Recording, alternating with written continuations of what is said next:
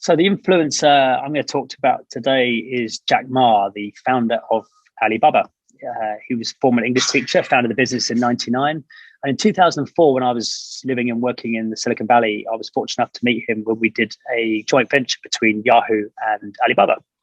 Spent some time with him and got to understand how he operates and what he thinks about and how he likes to execute.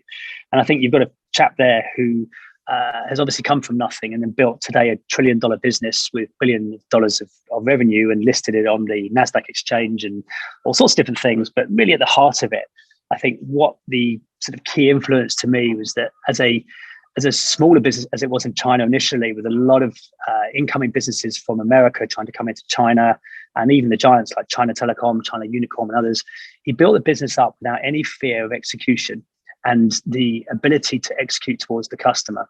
And we look at what Alibaba's been constantly trying to solve, and that's a number of different customer friction points. Take, for example, payments.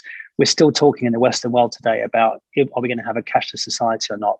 He's already cashless they are already cashless now in China, where he has executed Alipay, which is now seamless between everywhere you go and what you do. And I think when I look at how he likes to operate, he likes to execute fast. He likes to look at scale. He doesn't look over his shoulder at other giants. He says, let's focus on the customer today and make that happen.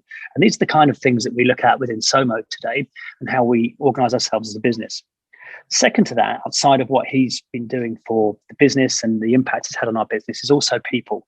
And I like to look at a lot of what he talks about, particularly at the World Economic Forum and Davos. And the main thing he's been talking about the last couple of years really has been about how all of us come together and beat machines. And machines are here to stay. Quantum computing is here to stay and get better.